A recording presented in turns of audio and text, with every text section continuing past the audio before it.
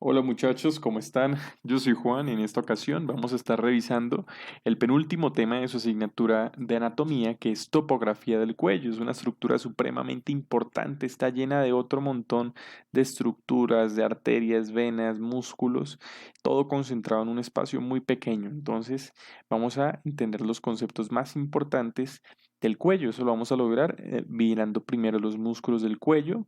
Vamos a ver también los llamados triángulos del cuello, que son, digamos, una organización de la anatomía del cuello propuesta para su estudio, así como la vasculatura, y finalmente vamos a ver rápidamente las zonas del cuello que se tienen en cuenta frente al trauma. Entonces, esta diapositiva la quiero poner acá para que nosotros definamos entonces cuál es el espacio sobre el que vamos a trabajar en esta ocasión.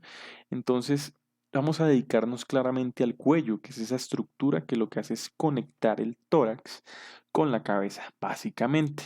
Entonces, por eso ustedes podrán suponer que pasan un montón de estructuras que asimismo conectan ambas cavidades, por así decirlo. Entonces, importante que definamos, el límite superior del cuello lo va a estar dado por el borde inferior del maxilar inferior. ¿Listo? Entonces aquí estamos observando claramente el maxilar inferior que está acá y este borde inferior que está en color azul. Entonces nos vamos desde el límite más anterior del maxilar inferior, vamos hacia posterior por todo el borde del maxilar y vamos a llegar entonces hasta la apófisis mastoides, que como ustedes saben está en el hueso temporal, y ahí es donde debemos parar en el límite superior. Luego vamos con el límite anterior y el límite anterior va a estar descrito por una estructura llamada la línea anterior del cuello. ¿Listo? La línea anterior del cuello es básicamente se puede elucidar viendo a un individuo en una vista lateral. Entonces cuando vemos desde lateral al individuo o al cuerpo, entonces lo que vamos a hacer es trazar una línea desde la barbilla, listo, hasta el manubrio del esternón, básicamente. Y nos va a dar la llamada línea anterior del cuello. Luego vamos a ver el límite inferior, que es muy sencillo porque va a estar dado por una estructura palpable, muy evidente y prominente, que son las clavículas, específicamente el borde superior de las clavículas, que como ustedes saben iría entonces desde el esternón en su manubrio hacia posterolateral. ¿Listo? Y luego el límite posterior del cuello, entonces lo vamos a definir. Bueno, pues claramente estaría dado por el borde, el límite, la línea posterior del cuello. Sin embargo, digamos que aquí anatómicamente para comprenderlo en sus estructuras más importantes, lo que se propone es una línea que está dada por el borde anterior del músculo trapecio, que es este músculo grandote que estamos viendo aquí en la parte de atrás, y básicamente en su borde anterior va a ser el que delimite entonces el límite posterior del cuello. ¿Listo? Entonces, vamos a ver primero la musculatura del cuello y vamos a hablar específicamente de los músculos anterolaterales del cuello, que son los que veríamos de frente o desde esta vista, por ejemplo, lateral, que son un montón como ustedes pueden ver. Entonces, importante que entendamos los distintos grupos de musculatura anterolateral que tenemos en el cuello. Entonces, tenemos el músculo platisma o el cutáneo, que no lo estamos viendo acá, pero entonces sería el músculo más superficial de todos. Eso cada uno de estos los vamos a ir viendo en detalle, pero solamente para que lo vayan viendo, hay diferentes profundidades de los músculos, claramente, y el más superficial de todos es el llamado platisma o también llamado el músculo cutáneo. ¿Listo? Es un músculo muy externo acá, muy delgado además, que está bien pegado a la piel. ¿Listo? Luego vemos el esternocleidomastoideo, que quizás sea el más prominente, el más grande y el más conocido de todos los músculos del cuello, que es este grandote que va acá, que como ustedes pueden ver, va desde el esternón hasta la apófisis mastoide y por eso lleva ese nombre. Luego están los escalenos, que son otro montón de músculos que están por aquí, más profundos todavía al esternocleidomastoideo. Y luego vendríamos con los músculos supra e infraoideos, que son los que están por encima y por debajo del hueso ioides. ¿Listo? Y finalmente los más profundos de todos, que en esta imagen no los podemos ver, son los prevertebrales, que son los que están pegados como tal a la columna vertebral en su zona cervical. ¿Listo? Pero vamos a ir viendo cada grupo en específico. Entonces empecemos por el platisma mioides, o también llamado el cutáneo del cuello. ¿Listo?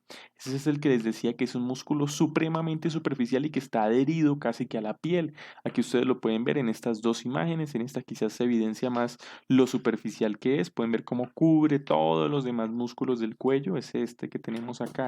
Es extremadamente delgado además y tiene su origen entonces en el acromio. Si ustedes recuerdan, el acromio que queda aquí sobre la escápula y la región subclavicular que estaría acá. Todo esto sería el origen del platisma. Y luego vamos a ver que su inserción es claramente superior ya a nivel del cráneo, entonces asciende por el cuello y va a llegar entonces en tres fascículos principalmente. Cada uno de los platismas se va a dividir en tres fascículos o hagan de cuenta en tres grupos. Entonces van a estar los fascículos internos que serían acá, irían hasta la cara profunda del mentón. ¿Listo? Los fascículos medios que vendrían aquí en la mitad como intermedios llegarían a la línea oblicua externa, que si ustedes recuerdan la línea oblicua externa es esta impresión en la cara lateral del maxilar inferior que se observa eh, en esta parte, ¿listo? En esta imagen se las quería poner. Entonces ahí es donde iría a llegar los fascículos medios del platisma y los fascículos externos, o por así decirlo también los más posteriores, que entonces los vendríamos a ver acá, vean cómo llega a la comisura labial. Los fascículos más externos, los medios estarían acá y los internos llegarían acá, ¿listo? Este músculo está inervado principalmente por el nervio facial o el llamado séptimo par. Y es interesante, por ejemplo, que podemos observar que alteraciones en la inervación del platisma pueden llevar a algunos signos clínicos muy reconocibles y muy interesantes, como por ejemplo la risa sardónica que se observa en el tétano, la infección por tétano, en la cual ocurre una contracción prolongada del platisma, lo cual provoca ese aspecto de risa claramente no emocional en los individuos. ¿Listo? Eso es la llamada risa sardónica. ¿Listo? Por contracción del platisma. Entonces podemos eh, deducir de este hallazgo clínico que las acciones del platisma son depresión de la barbilla, o sea, disminuimos el mentón, adicionalmente vamos a descender el labio inferior y vamos a extender como tal el cuello. Listo, vamos a realizar una extensión de la piel del cuello hacia inferior. Eso nos daría este cuadro. Vamos a seguir con el siguiente músculo en cuanto a profundidad y entonces en esta imagen hagan de cuenta que lo que hicimos fue quitar el platisma, que era ese que cubría todos los demás, que de hecho aquí ustedes pueden ver cómo está cubriendo al esternocleidomastoideo, que aquí se alcanza a ver. Entonces una vez quitamos el platisma, exponemos el esternocleidomastoideo, que es otro grandísimo, ¿listo?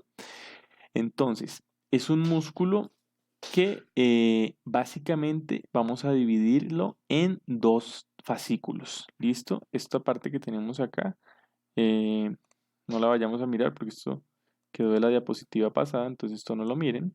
Pero entonces vamos a describir acá que vamos a tener básicamente dos fascículos importantes. De hecho, en esta imagen se pueden evidenciar mejor esos dos fascículos. Entonces, vamos a tener unos fascículos llamados claviculares que como ustedes pueden ver, aquí se están originando en la clavícula, entonces se ve mucho más fácil en esta imagen de la derecha. Y esos básicamente se van a originar en el cuarto interno de la clavícula o en el cuarto medial, por así decirlo, de la clavícula. Si la dividimos sería en el cuarto o en el tercio medial de la clavícula. Y los fascículos externales entonces van a originarse en la cara anterior del manubrio del esternón. ¿Listo? Recuerden que está el esternón y en su parte anterior se estarían originando los fascículos externales. Entonces, por eso se llama externo, listo, esternocleido, y va a llegar hasta la apófisis mastoides, listo, específicamente en la cara lateral de la apófisis mastoides, que ustedes recuerden que hace parte del hueso temporal. Y adicionalmente, si ustedes se fijan en esta imagen, no está llegando solamente la apófisis mastoides, sino que alcanza a llegar un poco bien posterior hacia el hueso occipital, específicamente la línea nucal, listo, que es la línea nucal, que es una de las impresiones más inferiores que tiene el hueso occipital o más caudales. Es importantísimo el esternocleidomastoideo, no solamente porque es grandísimo y cubre muchos de los otros músculos del cuello, sino que junto a él van a ir muchas estructuras cruciales para la vida, como la vena yugular interna o la arteria carótida común o el nervio vago, ¿listo? Que son estructuras súper importantes y que van a ir al tiempo acompañando al esternocleidomastoideo. Y finalmente recuerden que este está inervado por el onceavo par craneal, que es el nervio espinal accesorio, ¿listo? La principal función es la rotación hacia los lados y la flexión de la cabeza. ¿Listo? Que recuerden que la flexión en la cabeza se da hacia anterior. ¿Listo?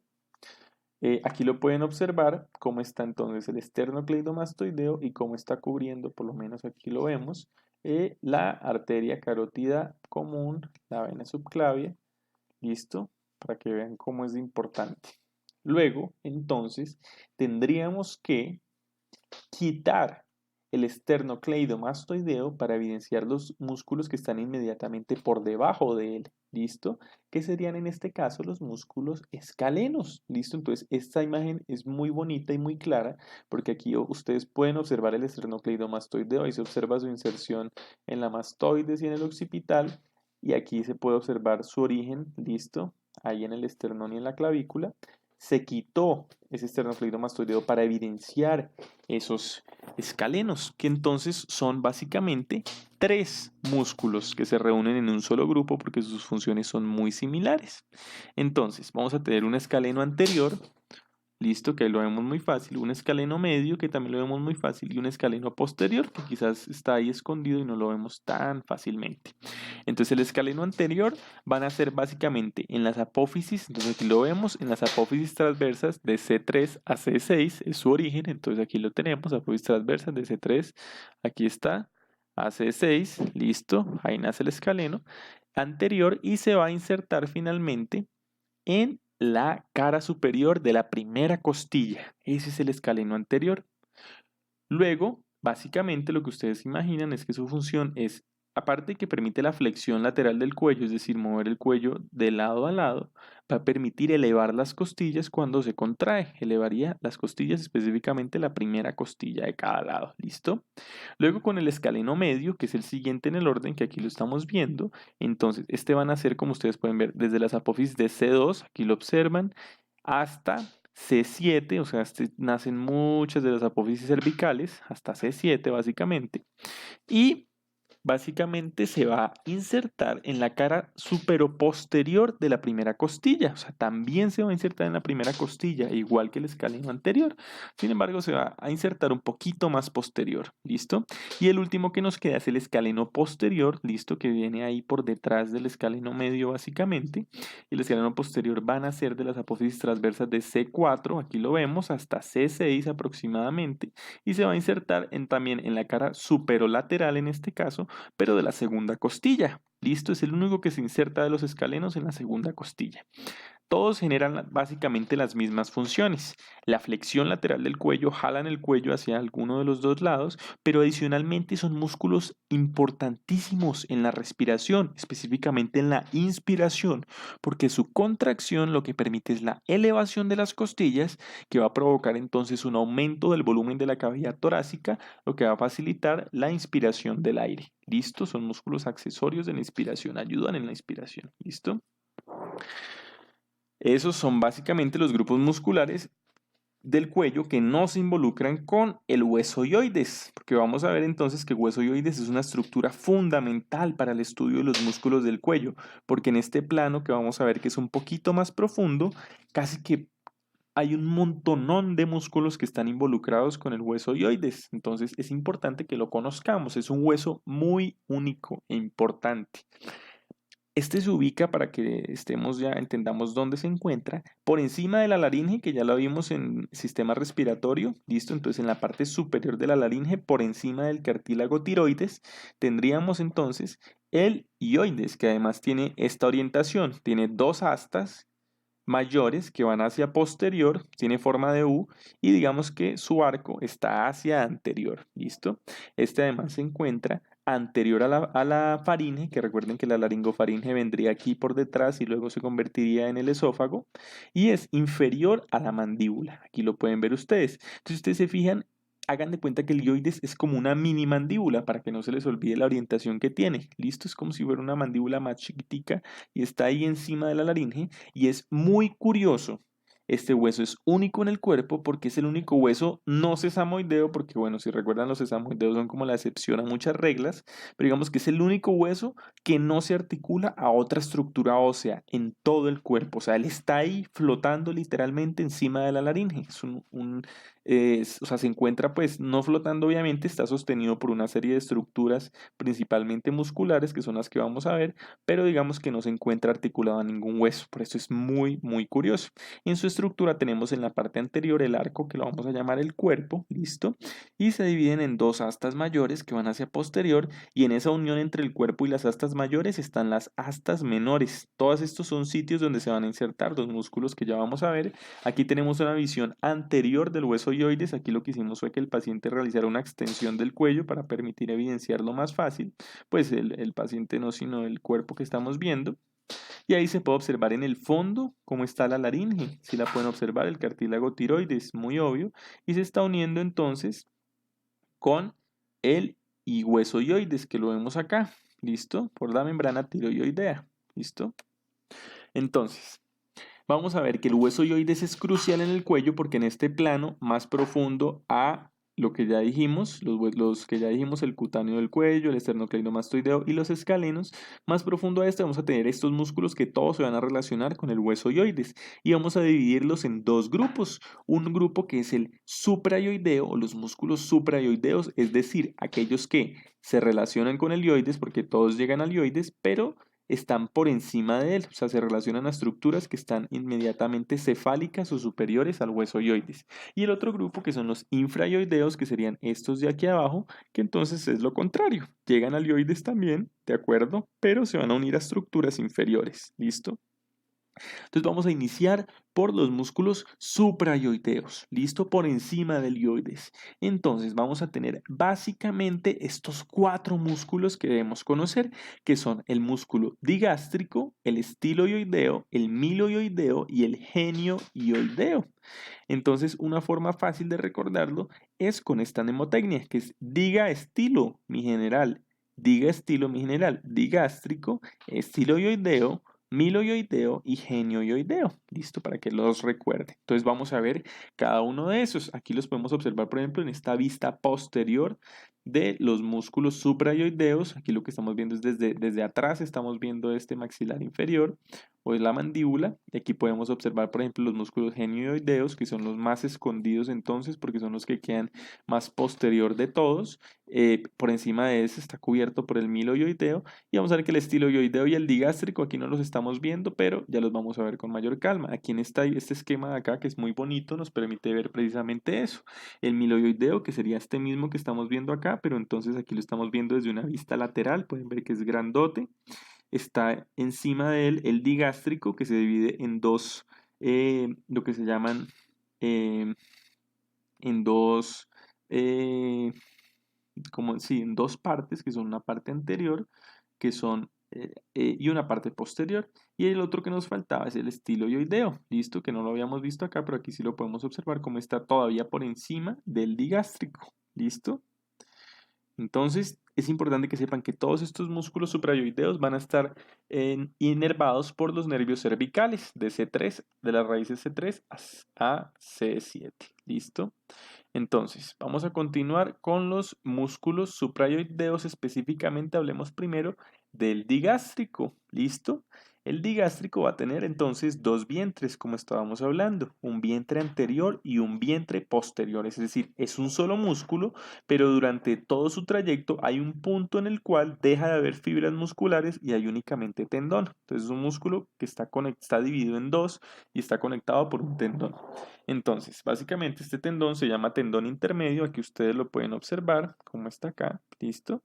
Y entonces, básicamente, aquí vemos cómo empezamos por el vientre posterior, que aquí podemos ver cómo se origina en la apófisis mastoides, súper clarito el origen, aquí lo vemos en el hueso temporal, se va entonces hacia eh, antero inferior, listo, se convierte entonces en el tendón intermedio o el tendón común, como se conoce, y desde ahí del tendón común va a salir hacia anterior, antero superior, el vientre anterior, y ese vientre anterior se va a terminar insertando en la cara posterior de la mandíbula, específicamente pues en el borde inferior mandibular. Listo, aquí entonces esta imagen de acá es muy bonita porque nos permite ver desde una visión inferior cómo está. Ese vientre posterior está llegando, aquí viene su tendón común, listo, ese tendón común está amarrado, por así decirlo, como ustedes pueden ver, al hioides a través del tendón intermedio, que es esa membrana que lo mantiene unido al hioides. Entonces ustedes pueden ver que técnicamente el digástrico no está en contacto directo con el hioides, a pesar de que se considera que es un músculo suprayoideo. El tema es que está unido por el tendón intermedio, entonces, bueno, digamos que básicamente suponen que sí, digamos, sí están relacionados. Y aquí vemos que después del tendón intermedio va a salir entonces el vientre anterior y se va a insertar ahí en el borde inferior de la mandíbula. ¿Listo? Este músculo va a estar inervado por, entonces, en su vientre anterior por el nervio trigémino y pues su parte motora, y la parte posterior va a estar dada por el nervio facial y el nervio glosofaríngeo. ¿Listo?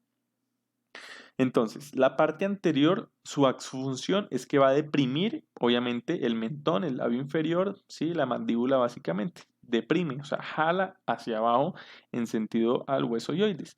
Y el posterior lo que va a hacer es elevación del oides, o sea, del ioides, o sea, va a jalar en sentido de la apófisis mastoides y lo que va a hacer es elevar el ioides. ¿Listo? Luego vamos a hablar del músculo estiloioideo. Listo, que si ustedes lo recuerden, quizás en esta imagen se recuerda más fácil, es este que está aquí en color amarillo, como ustedes lo pueden ver.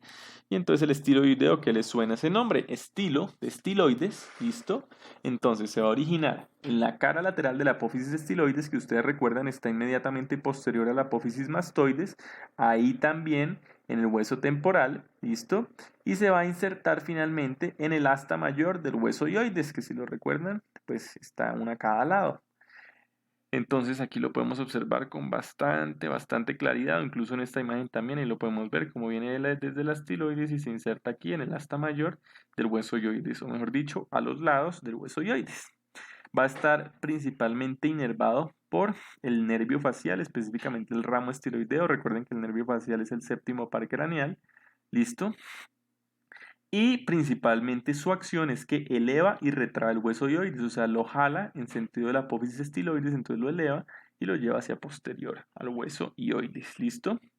Importante que entonces se describe una estructura llamada el ojal del digástrico. Es una estructura muy interesante que se forma precisamente gracias al músculo estiloioideo. Entonces, es decir, ustedes pueden observar acá, el número 6 es el estiloioideo y este de acá es el digástrico. Entonces pueden ver que el digástrico en un punto va a penetrar a través del estiloioideo. ¿Listo? Es lo que se conoce como el ojal del digástrico. Y penetra y luego sigue su camino. ¿Listo? Bueno, ahora hablemos del otro suprayoideo. Entonces ya hablamos del estiloioideo, que ya lo vimos, del digástrico, que ya lo vimos, y nos queda el miloioideo. ¿Listo? Entonces es este músculo grandote aquí que parece como si fuera un escudo, listo, en la parte inferior del mentón. Entonces se origina básicamente en la línea miloioidea de la mandíbula. Entonces la línea miloioidea se describe como toda esta zona en la parte inferior de la mandíbula, como ustedes pueden ver, ahí se origina a cada lado el músculo miloioideo y se va a insertar básicamente en el rafe miloioideo, que es aquí en toda la línea media, como ustedes pueden ver, esta zona de color blanco, y finalmente en el cuerpo del ioides. Entonces es por eso describe esa forma como si fuera un rombo, básicamente, una forma bastante cuadrilátera. Entonces va a estar inervado por el nervio miloioideo, que básicamente es una rama del nervio alveolar inferior, y su acción es la elevación del ioides, o sea, jala el ioides hacia arriba, y adicionalmente, durante la deglución, lo que va a hacer es permitir la elevación del suelo de la boca o el piso de la boca y de la lengua. ¿Listo? Por eso se le llama a esta zona como el piso de la boca, este músculo miloioideo, como ustedes pueden ver, y es bastante lógico por su ubicación que se le llame de esa manera. Aquí lo que estamos viendo es lo mismo, pero desde una vista posterior. ¿Listo? Estamos viendo aquí el maxilar inferior y aquí está ese miloioideo, como ustedes lo pueden ver, conformando el piso de la boca. Luego nos queda el genioideo, ¿listo? Entonces son estos que estaban bien escondidos y que la única forma de verlos desde anterior, desde esta visión anterior, por ejemplo, es quitando el miloioideo, en este caso el miloioideo derecho lo quitamos, que acuérdense que es este que tiene forma de rombo escudo, lo quitamos y finalmente vemos este que es el más profundo de todos, que es el genioideo. Entonces la forma de verlo más fácil, sin quitar ningún músculo, es viendo desde posterior. Entonces aquí está el genioideo, que se origina en la espina mentoniana inferior de la mandíbula, como ustedes lo pueden ver ahí, en la parte más posterior e inferior de la mandíbula, y luego se inserta en el cuerpo del ilioides, que aquí lo tenemos. Ahí pueden ver ustedes cómo se inserta casi en el mismo sitio que el miloioideo. ¿Listo? Ahí lo pueden ver. Está inervado principalmente por el nervio C1 a través del nervio hipogloso y su acción principal es que eleva el ilioides en dirección de la mandíbula, o sea, hacia antero superior y además acorta el suelo de la boca, listo, por esa misma acción, porque entonces al contraerse, entonces lo que va a hacer es que el suelo, sí, va a llevar hacia posterior el suelo de la boca y además va a permitir ensanchar la faringe, porque ustedes al hacer ese movimiento del ilioides, pues se va a separar de la faringe y va a aumentar su tamaño, ¿listo? Entonces, básicamente ya vimos los suprayoideos, que ya saben que eran esos cuatro, y vamos ahora a ver los infrayoideos, ¿listo? Entonces, básicamente para son también cuatro y vamos a describir otra mnemotecnia que es este hombre está tirado, ¿listo? Entonces vamos a tener el esternotiroideo, el homotiroideo, este externo, hombre, homotiroideo, está esternotiroideo y tirado tiroideo. ¿Listo? Los nombres sé que son un poquito confusos, pero si los repiten varias veces se los van a terminar aprendiendo. Y lo que estamos viendo acá, pues es este esquema donde nos permite ver que también vamos a tener el homoioideo, listo, que también tiene dos vientres, igual que el digástrico, listo, pero claramente es un músculo, todos estos infrayoideos son más grandes. Vamos a tener entonces debajo de este el tiroideo y el esternotiroideo, que ahí los podemos observar, listo. Y finalmente, bien medial está el esternoioideo, listo. Esto es básicamente su función principal, va a ser descender el hueso yoides, listo, lo van a llevar hacia abajo. Entonces, empecemos por el esternocleidoioideo o el esternoioideo, que era ese que decíamos que era el más medial de todo el grupo, listo.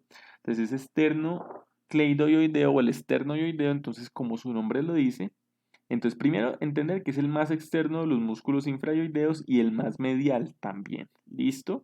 Su origen es la cara dorsal del manubrio esternal. Recuerden que aquí el manubrio es la parte más superior del esternón. En su cara dorsal se va a originar. Y también en la articulación esternoclavicular, donde se articula la clavícula con el esternón. De ahí se va a originar, o sea, de un sitio muy similar al del esternocleidomastoideo y de ahí se va a dirigir superiormente hacia el cuerpo del hueso yoides, que sería su inserción. Está inervado por la llamada asa cervical o el asa del hipogloso, ¿listo? Que básicamente vamos a ver que va a inervar casi todos los músculos infrayoideos y su acción básicamente es que va a abatir o va a descender el hueso yoides, como ya dijimos. ¿Listo? Aquí lo podemos ver también, como está separado desde esta vista anterior, ahí lo podemos ver en su origen, en la articulación esternoclavicular o en la parte lateral dorsal, perdón, del esternón. ¿Listo? Y ahí se va hacia el hueso yoides. Luego vamos a hablar del homoioideo, que sería el siguiente en este orden. Entonces el homoioideo, que hagan de cuenta que recuerden que estaría entonces lateral, listo, al esternocleidoideo, está un poquito lateral y es un músculo que también tiene dos vientres. Es muy parecido al músculo digástrico en ese sentido. Entonces va a tener un vientre posterior y un vientre superior, un vientre inferior y vientre superior. ¿Listo? Entonces, el vientre inferior o posterior va a salir desde el borde superior de la escápula, ¿listo? Entonces recuerden que la escápula estaría en la parte del dorso, entonces desde el borde superior de la escápula va a ascender y va a llegar hasta el llamado tendón intermedio. Ustedes se lo recuerdan, sería una estructura muy similar a la que veíamos en el músculo digástrico de los suprayoideos. Y desde ahí, desde ese tendón intermedio, va a llegar hasta el asta mayor del ioides. Por eso decía que era más lateral que el esternocleidoideo, ¿sí ven? Porque el esternocleidoideo llegaba hasta el cuerpo del ioides, este está llegando a los laditos, a las astas, ¿listo? Aquí lo podemos ver en esto también, Muy bonito, como viene y se origina por allá atrás, por detrás del trapecio, ¿listo? Se va a originar entonces en la escápula, en su parte posterior, y se viene hacia anterior, se viene entonces, acuérdense, más profundo claramente el esternocleidomastoideo, y se va hacia antero superior, dirección a las astas mayores del ioides. Va a estar inervado por el hipogloso, básicamente la asa cervical, como ya la conocíamos, y su acción de presión del hueso ioides, básicamente, y de la fascia cervical media, que bueno, es una fascia que está ahí cubriendo todos los músculos del cuello, básicamente. Luego hablemos del esternotiroideo, que aquí lo tenemos. El esternotiroideo está más profundo entonces que el homoioideo. Listo. Entonces aquí en esta gráfica es muy bonita porque entonces estamos viendo. Entonces si nos acordamos, el esternoioideo, listo, que ahí lo podemos ver, el esternoioideo. Luego tenía, acuérdense, lateral estaba entonces el homoioideo, que ya lo vimos también con sus dos vientres. Y luego bien más profundos, si retiramos estos dos de acá, vamos a ver los dos más profundos, que son el tiroideo y el esternotiroideo. ¿Listo? Entonces, estamos hablando de este caso del esternotiroideo, que es este grandote de aquí abajo. Entonces, se origina en la cara posterior del manubrio, como nosotros ya lo vimos, y en la primera costilla. ¿Listo? Va a ascender y va a llegar hasta la línea oblicua del cartílago tiroides. O sea, digamos que básicamente se va a insertar ahí.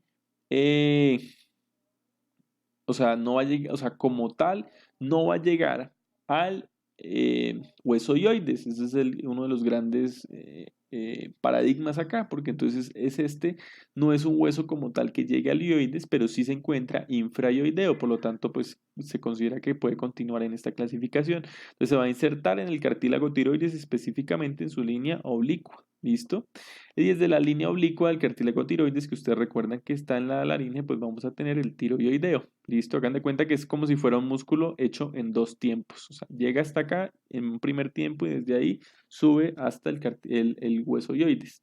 Básicamente va a estar inervado también por el asa cervical entonces, y lo que va a hacer es descender la laringe, claramente, porque está unido al cartílago tiroides, y pues por consecuencia la laringe está conectada al hueso ioides, lo desciende también. ¿Listo?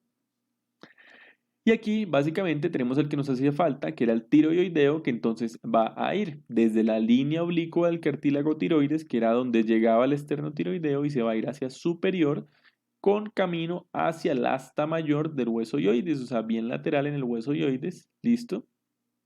Y también en el tercio lateral de la superficie interna del ioides, o sea, también por la superficie interna que estaría aquí por detrás de eso, o sea, no la estamos viendo, ahí también se va a insertar. Va a estar inervado por el primer ramo cervical del nervio hipogloso, ¿listo? Y su acción, pues claramente desciende el hueso ioides, ¿listo? Era el que nos hacía falta. Este es un musculito plano y quizás y es el más pequeño de todos los infraioideos. Listo, terminamos con los infraoideos y nos queda solamente este grupo que son los músculos prevertebrales. No vamos a hablar demasiado en detalle de ellos. Son los músculos entonces que ustedes se llaman prevertebrales porque están inmediatamente anteriores a la columna vertebral en su porción cervical específicamente. Aquí estamos viendo de hecho cómo conviven los prevertebrales con los escalenos que están laterales. ¿Listo? Están bien laterales, pero recuerden pues obviamente que estos no están anterior a la columna cervical como tal, sino lateral. ¿Listo? Ya los vimos los escalenos. Estamos concentrados en estos de acá que están en profunda conexión con la cara anterior del cuerpo de estas vértebras. ¿Listo? Cervicales. Entonces vamos a tener básicamente 4 músculos acá que tienen nombres muy parecidos entre ellos. Entonces tenemos 2 rectos y 2 largos. Entonces tenemos de la cabeza tanto un recto como un largo. ¿Listo? Tanto un recto, listo, que sería este que estamos viendo acá, listo, que se ve muy, muy, muy pequeñito, como un largo, listo, que sería este que estamos viendo acá, listo. Y por otro lado vamos a tener un recto lateral, listo, que nos hacía falta, que sería este de acá. Listo, como pueden ver ahí va desde el occipital hasta las apófisis transversas de la C1 o atlas. Y finalmente el largo del cuello o el longus colli, que sería este grandote de acá, que como pueden ver ahí va desde todas las vértebras cervicales, básicamente todas, y se va a insertar allá en las tres vértebras torácicas, las tres primeras. O sea, en general todos describen una distribución muy similar, todos los músculos prevertebrales. Su función principal va a ser la flexión profunda de la columna. Claramente cuando estos se contraen, entonces se va a generar la flexión, o sea, se va hacia anterior la columna, pero pues eso es en un plano muy profundo y además permite pues la flexión lateral hacia cada uno de los lados de la columna e incluso la rotación de la misma hacia los lados. ¿Listo? Dice la columna, pues específicamente la columna cervical básicamente y pues un poquito de la columna torácica. Estamos básicamente que todos se insertan en el hueso occipital y en las primeras vértebras cervicales, es donde van a llegar. ¿Listo? Ustedes pueden observar aquí. Ahí se los marqué en rojo para que los puedan evidenciar. Son músculos pues bastante pequeños, pero es importante que los conozcan. Ahora vamos a pasar a una parte muy interesante de la tutoría, que es la descripción de los diferentes triángulos del cuello, que son bastantes, pero van a ver que si le ponemos un poco de lógica y con los músculos que ya conocimos, va a ser mucho más fácil comprender cuáles son los triángulos del cuello, que entonces, como yo les dije, es una distribución anatómica propuesta para el estudio de la anatomía del cuello. O sea, básicamente, esta es una manera ¿cómo se dice?, trazar unos límites en el cuello para poder estudiar con mayor detenimiento las estructuras. ¿Listo? Entonces vamos a tener que básicamente el músculo clave para los triángulos del cuello es el esternocleidomastoideo. Es un músculo grandote y nos va a dividir en dos grandes triángulos. Entonces partamos de dos triángulos que vamos a llamar que son los triángulos padres, o los más grandes, los mayores, los ancianos, que son un triángulo ventral, que entonces sería el que quedaría hacia anterior del borde anterior del esternocleidomastoideo, que está aquí con línea amarilla, ahí demarcado, y en un triángulo dorsal, un triángulo posterior, listo, que estaría por detrás del borde posterior del esternocleidomastoideo y llegaría entonces hasta el límite que ya establecimos del cuello, si se acuerdan, que es este borde anterior, listo, del trapecio, listo. Y obviamente pues el límite inferior sigue siendo el mismo, que es el borde superior de la clavícula, específicamente en su tercio medio. ¿Listo? Entonces, vamos a ver cuáles son los límites de cada uno de los triángulos del cuello. Entonces, en el triángulo ventral, listo, o el triángulo anterior, vamos a tener el límite superior, que ya lo conocemos, el mismo límite superior del cuello, que es el borde inferior de la mandíbula. Nos vamos desde el mentón, desde la parte más anterior, vamos hacia atrás, hacia atrás, hacia atrás, y luego vamos a llegar hasta el ángulo aquí de la mandíbula como tal, y desde ahí trazamos una línea recta hacia la apófisis mastoides. ¿Listo? Es el límite superior. Luego el límite posterior, entonces vamos a irnos desde la apófisis mastoides y nos vamos a descender justo por todo el borde anterior del esternocleidomastoideo hasta que lleguemos aquí a la clavícula. Listo, este ángulo que se forma entre el esternocleidomastoideo y la clavícula. Y desde la clavícula trazaríamos el límite anterior, que es básicamente la llamada línea media del cuello, que ya la hablamos. ¿Listo? Esos son los límites. Luego entonces vamos a hablar del triángulo posterior y sus límites. Entonces el límite anterior aquí lo vemos muy fácilmente, es el borde posterior del esternocleidomastoideo. Y finalmente aquí, entonces aquí podemos ver que el límite inferior es el tercio medio de la clavícula, borde superior, y el límite posterior es el borde anterior del trapecio. Listo, nada más que decir. Estos triángulos se van a dividir, a subdividir en otros triángulos, pero ya los vamos a conocer. Y pues aquí es importante que entonces dense cuenta como la platisma va a estar siempre cubriendo esos triángulos. De hecho, cubre ambos triángulos. Vean que aquí está el esternocleidomastoideo y está cubriendo tanto el triángulo anterior, listo, o ventral, como el triángulo dorsal o posterior. Entonces, vamos a ver cuáles son esas subdivisiones de los triángulos del cuello. Entonces, empecemos por el triángulo anterior. ¿Listo? El triángulo anterior o el triángulo ventral. Es decir, por delante o por anterior al borde anterior del esternocleidomastoideo. Vamos a describir entonces cuatro triángulos, cuatro subdivisiones de ese triángulo anterior. Entonces, esas divisiones nos las van a demarcar dos músculos del cuello que afortunadamente ya estudiamos, que son básicamente, entonces recuerden, muy fácil, son los músculos con dos vientres, tanto el suprayoideo de dos vientres como el infrayoideo de dos vientres que ya vimos. Entonces, el suprayoideo de dos vientres, si ustedes lo recuerdan, es el músculo digástrico, ¿listo? Y el infrayoideo de dos vientres es el músculo homoyoideo, ¿listo? Entonces, vamos a ver. Vamos a tener un triángulo submaxilar que va a estar entonces superior, listo, al borde superior, valga la pena decirlo, del digástrico de ambos vientres, vientre anterior y vientre posterior. Nos va a dar por encima de este hasta el borde superior, que acuérdense que es el borde de la mandíbula, el triángulo submaxilar. Luego vamos a tener el triángulo carotidio, listo, que es este que vemos acá, listo, el triángulo carotidio en amarillo es crucial porque por ahí pasa la arteria carótida común, la arteria más importante que asciende hacia la cabeza. Y esta entonces, ¿qué límites va a tener? Posterior entonces, ya sabemos, el esternocleidomastoideo, su borde anterior, y sus dos límites. Entonces, su límite anteroinferior, que es este de acá, sería entonces el vientre superior del homoyoideo, como aquí lo pueden ver. El vientre inferior estaría aquí, está pasando por detrás del esternocleidomastoideo y su vientre superior. Por detrás entonces tenemos triángulo carotidio y entonces el límite superanterior, que sería este de acá, no es otro, sino el vientre posterior del músculo digástrico. ¿Listo? Ahí lo tenemos, triángulo carotidio. Nos queda entonces el triángulo muscular o el triángulo llamado carotidio inferior, porque bueno, también por ahí sube la carótida, pero este queda un poco inferior. Entonces, límite anterior es muy sencillo, la línea media del cuello, como ya la habíamos definido. Su límite entonces posterior vamos a tener el esternocleidomastoideo, borde anterior, y el vientre superior del homoyoideo.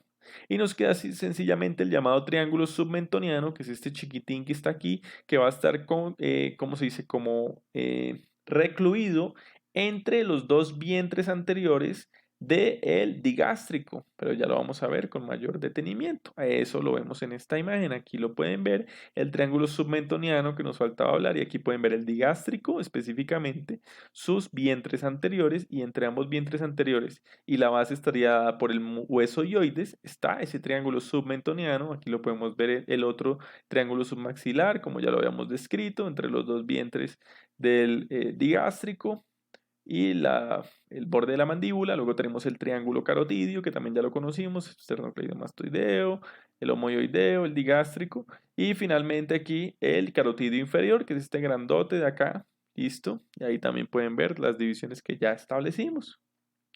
Entonces, vamos a hablar un poquito de detenimiento de cada uno de ellos. Entonces, el digástrico, el triángulo entonces submaxilar o el triángulo digástrico, que ya lo conocemos, sus límites son el maxilar inferior, como ya lo dijimos, y los dos vientres del digástrico. Nos va a dar esta estructura de acá. Su piso va a estar dado por el músculo miloioideo o el iogloso, que son músculos ya bien profunditos, bien profundos. Si recuerdan, el miloioideo es y de uno de los suprayoideos. Y básicamente, eh, aquí van a estar contenidos varias estructuras, específicamente las glándulas submaxilar, que aquí la alcanzamos a ver un poquito, la glándula submaxilar, y la glándula parótida, que son glándulas productoras de saliva, básicamente. La glándula parótida aquí está seccionada, como ustedes la pueden ver. Esta es la glándula parótida, ya es grandota y estaría metiéndose en ese triángulo, pero aquí está cortada, ¿listo? Y también la arteria carótida externa va a ascender por ahí, ¿listo? Por el triángulo submaxilar o digástrico. El otro que tenemos es el carotidio, entonces, si recuerdan los límites, entonces vientre posterior del digástrico, como ya lo habíamos dicho, así como el vientre superior del homoyoideo, que sería este de acá, y el esternocleidomastoideo, específicamente el borde anterior del esternocleidomastoideo, nos describe este triángulo muy lindo, y como ustedes se lo imaginan, en sus contenidos está la arteria carótida, específicamente en su trama externa, listo, así como la vena yugular interna, y varias estructuras nerviosas de suma importancia, que son el nervio vago, el nervio accesorio y el nervio hipogloso, que son respectivamente los pares 10, 11 y 12 pares craneales. Luego hablamos entonces del carotidio inferior o el llamado triángulo muscular, que era el más anterior de todos y el más inferior de estos triángulos divisiones del triángulo anterior. Y entonces vamos a tener como límites el vientre superior del homoyoideo, que sería este de acá, vemos que es el límite, ¿listo? Así como el esternocleidomastoideo en esta parte y la línea media anterior del cuello, que ya la habíamos descrito. Ahí vamos a tener incluidas las glándulas tiroides y paratiroides. Muy, muy, muy importante que tengan eso en cuenta, porque eso es conocimiento que deben manejar. La glándula tiroides, paratiroides, si se lo preguntan en cuál de los triángulos del cuello están, entonces vamos triángulo anterior o triángulo ventral y subdivisión carotidia inferior o muscular, ¿listo? Y ahí también vamos a tener otras estructuras importantes como la tráquea, el esófago, ¿listo?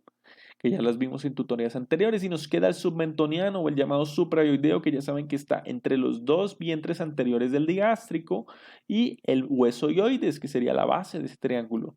El piso va a ser el miloioideo, que ustedes ya lo conocen, ahí se ve atrásito el miloioideo, que va a ser el piso de ese triángulo. Aquí básicamente lo que vamos a tener son algunos ganglios linfáticos, listo, de drenaje linfático, y vasos sanguíneos innominados, que son tan pequeñitos que ni siquiera tienen nombre, listo, entonces no hay nada más que decir. Y ahora hablaremos del triángulo posterior. Que disculpen aquí que me quedó mal escrito. El triángulo posterior, listo. El triángulo dorsal, que ya saben que se describe entre, básicamente, el borde posterior del esternocleidomastoideo y el borde anterior del trapecio.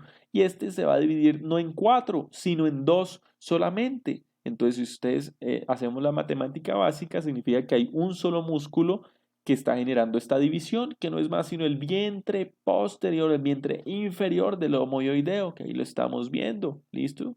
Vientre inferior del homoioideo es el que está interviniendo y dividiéndonos entonces en dos subtriángulos, que va a ser uno superior, que es el triángulo occipital, porque va en dirección al hueso occipital, y el otro que es el triángulo subclavio, ¿listo? Que aquí acuérdense porque está pegadito a la clavícula. Entonces, el triángulo occipital, que es el que tenemos acá, básicamente, entonces su límite anterior ya lo tenemos acá, esternocleidomastoideo borde posterior, su límite posterior, el trapecio, borde anterior, y su límite inferior, su base de ese triángulo va a estar dada por el vientre inferior del homoioideo, su borde superior. Ahí vamos a contener el nervio espinal, por ejemplo, vamos a tener el plejo cervical, vamos a tener ganglios linfáticos cervicales, listo, pero digamos que estructuras vasculares como tal no nos preocupan tanto. Pero en el subclavio, también llamado supraclavicular, listo, que es este que tenemos acá, que sus bordes son el borde superior de la clavícula, tercio medial, adicionalmente esternocleidomastoideo, su borde posterior, y su límite superior estaría dado por ese vientre inferior del homoioideo. Aquí está contenido la arteria subclavia, la arteria cervical transversa y la arteria supraescapular. Entonces, este triángulo es muy vascular, muy vascular. Acuérdense por subclavio, que sería como la arteria subclavia, básicamente. Muy vascular. Ahora vamos a hablar un poquito de la anatomía de la glándula tiroides y la glándula paratiroides, que si ustedes recuerdan entonces, estaría entonces en el triángulo muscular o carotidio inferior del cuello. ¿Listo? Entonces vamos a tener que la glándula tiroides tiene llamada una forma descrita como una forma de S. ¿Listo? Digo, una forma de H, perdón. Forma de H se refiere precisamente, vamos a cambiar de color, a que va a tener entonces, cuando lo vemos desde anterior, va a tener esta parte acá, ¿listo?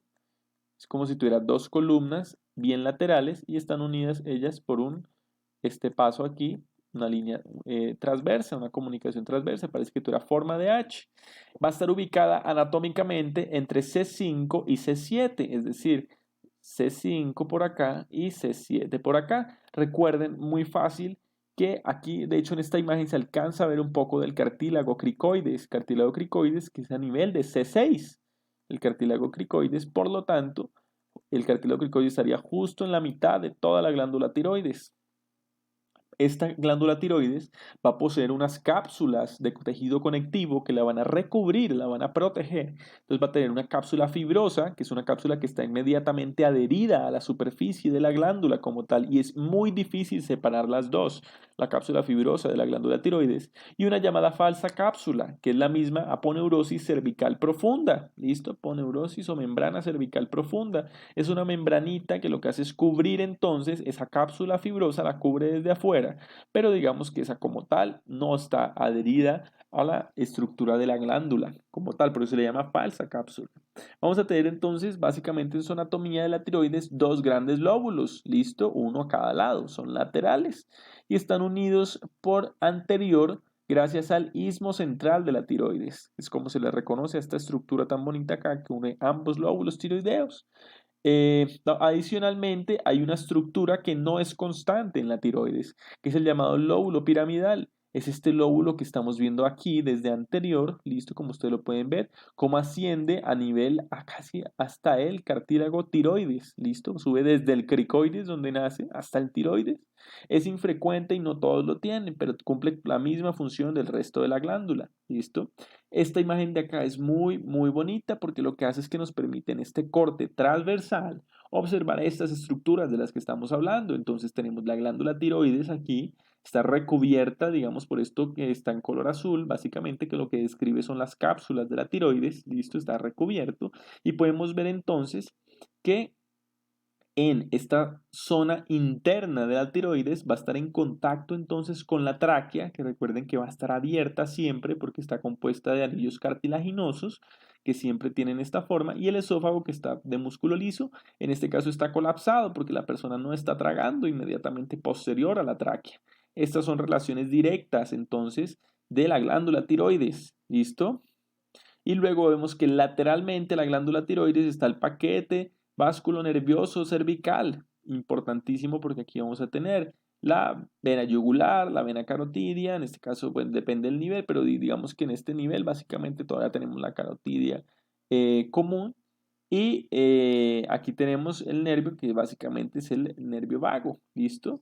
La tiroides es importante porque ya lo que va a producir son una serie de hormonas que tienen múltiples acciones en el cuerpo, exactamente la T3 y la famosa T4, tiroxina, ¿listo? Luego vamos a seguir esta imagen de acá, lo que busca es mostrarnos una visión desde posterior de la glándula tiroides. ¿Por qué queremos ver la glándula tiroides desde posterior? Porque básicamente eso lo que nos va a permitir es ver algunas de sus estructuras más importantes o unas estructuras asociadas a la glándula tiroides que no hacen parte per se de ella, que son las glándulas paratiroides, que son 4, como ustedes pueden ver, 2 en cada uno de los lóbulos en su parte más posterior. Aquí los pueden ver, uno arriba, uno inferior, uno superior, uno inferior.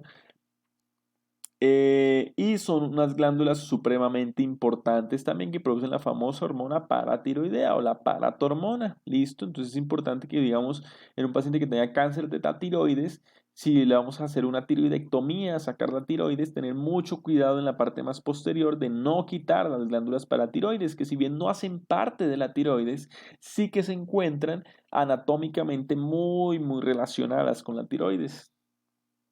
Hablemos casi ya terminando, entonces, de la arteria carótida común, que es una rama muy importante, listo, que vamos a ver básicamente de la misma aorta. La arteria carótida común va a ascender y nos va a dar la irrigación de estructuras en el cuello y posteriormente en el cráneo y todas las demás arterias del cráneo, el cerebro y demás. Entonces, básicamente vamos a partir entonces de la arteria carótida común, y en esta zona ya saben ustedes que nace entonces del ventrículo izquierdo, asciende y genera un arco que se dirige hacia posterolateral, que es el llamado arco aórtico, callado aórtico. Ese callado aórtico nos va a dar una primera rama, que es el tronco arterial brachiocefálico, que se va hacia la derecha. Y ese tronco arterial brachiocefálico, que es una estructura única, se va a dividir en dos ramas, que son la arteria subclavia derecha, que se va hacia lateral, y la carótida común, que es la que estamos hablando aquí, o carótida primitiva derecha, que se va hacia superior. ¿Listo? Entonces, en este caso, en la derecha, la arteria carótida común es una rama del tronco brachiocefálico, pero en la izquierda la historia es diferente, porque hacia la izquierda, la arteria carótida común o primitiva izquierda nace directamente del arco aórtico, como ustedes lo pueden ver, va hacia superior, y la arteria subclavia izquierda se va hacia lateral. ¿Listo? Aquí lo pueden ver ustedes también. Entonces, la carótida común posteriormente va a sufrir una gran división que la va a ir en dos partes importantes, que son la carótida interna, listo, aquí la podemos ver, y la carótida externa. Básicamente son sus dos grandes divisiones. En la carótida externa es muy importante porque esta sí que nos va a dar ramas que van para el cuello. En este caso, la carótida interna, sus ramas principalmente son intracraneales y faciales y demás, entonces digamos que no es tan importante conocerla en esta tutoría. Pero la carótida externa entonces, que es esta que vemos acá, y esa gran división ocurre básicamente a nivel de C4, ¿listo? C4, que pueden ver ustedes que es casi a nivel del cartílago tiroides o de la membrana tiroidea, ¿listo? está C4, ahí es donde se van a dividir. Entonces cuando nosotros nos muestren un corte, por ejemplo, un corte transversal de la glándula tiroides, lo que vamos a estar viendo si nos muestran la estructura vascular, ahí no vamos a pensar ni que es la carótida interna, externa, no. Vean que la tiroides está a nivel de la carótida común, que es esta que está aquí en color azul, ¿listo? Entonces, vamos a ver que la externa se va a ir en un montón de ramas, como ustedes pueden ver acá, ramas linguales, faciales, occipitales, auriculares, y básicamente dos ramas finales, que esas quizás sí sea bueno que las señalemos, que son la llamada temporal superficial, que aquí la tenemos, y la maxilar interna. Aquí vemos cómo se va hacia el maxilar superior. Son las dos ramas terminales de la carótida externa. Y la carótida interna va en sentido hacia el cerebro. ¿Listo? Aquí lo pueden ver, observar cómo es de bonita esa relación entonces de la carótida. Listo, en este caso vemos la tiroides, entonces ya sabemos que esta es la carótida común o primitiva y lateralmente está en relación con la yugular. Listo, la yugular en este caso, en este nivel, es la yugular interna y las estructuras nerviosas que son básicamente el nervio vago. ¿Listo? Y aquí tenemos básicamente la arteria carótida interna, hablar un poquito de ella. Entonces está dividida en varias porciones. Básicamente la interna nosotros la dividimos en una porción cervical, listo, una porción petrosa, cuando ya empieza a penetrar al temporal, una porción cavernosa y la porción cerebral, y bueno, de ahí para adelante va todo al cerebro. Entonces, como les dije, esta no es tan importante porque no nos da ramas que vayan al cuello como tal. Esta lo que va a hacer es que va a ascender ella solita, se va a ir bien medial y va a atravesar el agujero carotidio, listo, aquí lo podemos observar cómo está penetrando en el cráneo, listo. Quizás la única importante es la porción cervical, que como ustedes recuerden van a ser aquí en la división a nivel de C4 aproximadamente y va a llegar básicamente hasta el hueso temporal. Esa porción cervical, que es la que está en el cuello, va a tener entonces en su origen el seno carotidio, que es esta estructura, esta dilatación como tal del origen de la arteria carótida interna. Ahí hay una serie de receptores llamados varoreceptores. Son receptores muy importantes porque quizá los hayan escuchado en fisiología, ya que estos van a censar los niveles de presión sanguínea a este nivel y lo que van a hacer es entonces mandar respuestas al sistema nervioso para que éste regule de alguna manera la presión sanguínea en este sitio. Y adicionalmente vamos a tener los llamados corpúsculos carotídeos, que son también una serie de receptores, pero en este caso quimioreceptores, que lo que van a hacer es que van a censar, pero en este nivel van a censar básicamente los gases de la sangre, específicamente el oxígeno y el CO2. Los van a censar y según los niveles también van a decir, oiga, hay mucho CO2, hay que expulsarlo, oiga, hace falta oxígeno, respira más, ¿listo? Respira más profundo. Ahora vamos entonces con la arteria carótida externa. Entonces era la rama que nos faltaba, como ustedes pueden ver. Entonces ya vimos la carótida interna, como va hacia medial, y la externa, como va en esta parte más anterior. Entonces la carótida externa podemos ver que va ascendiendo, listo, bien lateral y posterior lateral en el cuello, por así decirlo, posterior en el cuello y básicamente va a dar las dos ramas que habíamos descrito, la rama maxilar interna que vendría por acá y la temporal superficial. Entonces, las ramas principales que va a dar en el cuello son todas estas que ya nombramos, que son un montón. Entonces va a dar unas ramas que van hacia anterior, que son la tiroidea superior, por ejemplo, que es esta grandota que vemos aquí que va hacia la tiroides. Pero entonces también va a dar la faringe ascendente, que no la estamos viendo muy bien aquí porque pues es medial. Entonces pues medial está por detrás de la carótida externa desde esta visión. La lingual que va hacia anterior, la facial que va hacia anterior, la occipital que va hacia posterior y la auricular posterior que también va hacia posterior, que aquí casi no se observa. Y finalmente hablemos un poquito de las zonas del cuello en trauma, ¿listo? Entonces, cuando ocurre un trauma, principalmente en trauma punzante, tenemos que ver cuando ocurren en la zona del cuello, o sea, en el cuello general, tenemos que describir en qué zona del cuello ocurrió, porque se considera que hay ciertas estructuras que hay en unas y no en otras, y que se pudieron ver afectadas. Esto es algo que hacen principalmente los cirujanos. Entonces, vamos a ver cómo vamos a dividir las tres zonas y lo vamos a hacer, ya saben, desde la zona supraclavicular. Entonces, definimos las clavículas, el manubrio del esternón Desde ahí para arriba es cuello, ya saben. Y llegamos hasta los límites que ya habíamos definidos de la apófisis mastoides y de la línea, el borde inferior de la mandíbula. Entonces, como dividimos las tres zonas, vamos a definir un límite acá, que está aquí a nivel de C6, en el cartílago cricoides, listo, nos divide la zona 1 de la zona 2 y la zona 2 de la zona 3 se divide por el ángulo de la mandíbula, listo, desde el ángulo de la mandíbula trazamos una línea y ya quedaría la zona 3 en la zona ya posterior, entre la apófisis mastoides y la línea occipital, nucal, ¿listo? Entonces, estas son las estructuras que hay en cada una de las zonas. Entonces, la zona 3 que es la más superior, pero al mismo tiempo la más posterior, ahí están glándulas salivares, como ustedes saben, por aquí atrás, puede coger un poco de la parótida, las parótidas, del esófago incluso, pero principalmente la tráquea, listo, digamos que a este nivel. eh, o sea, digamos que depende el ángulo, obviamente, en el cual en el cual penetre como tal el objeto corto punzante, listo, pero puede coger las yugulares, puede coger un poco de las carótidas, especialmente las internas, y pues básicamente en la zona 2 lo que vamos a tener, aquí sí, esta zona es muy importante porque aquí vamos a tener las carótidas, vamos a coger tanto la carótida común, listo, si ustedes recuerdan, que está a nivel del cartílago cricoides, aquí es donde se divide entonces, nos puede coger la carótida pues obviamente interna, externa, nos puede coger la tráquea, la laringe, el esófago, la columna cervical, bueno, un montón. Y en la zona 1 va a estar la arteria subclavia, las venas brachiocefálicas, como las mismas arterias brachiocefálicas, como el tronco brachiocefálico, bueno, especialmente arteria subclavia. Arterias carótida, pues a este nivel, acuérdense que no se ha bifurcado, entonces la arteria carótida común, incluso el callado aórtico, tráquea, esófago, los ápices de los pulmones. Recuerden que los ápices de los pulmones pueden llegar a ser supraclaviculares. Y pues la columna, en este caso cervical, e incluso la torácica. Esas son las zonas del cuello, básicamente para que las conozcan. Esto fue toda la tutoría, muchachos. Espero que les haya gustado. La presentación ya estará subida para cuando vean este video y cualquier duda saben que me pueden contactar sin ningún problema.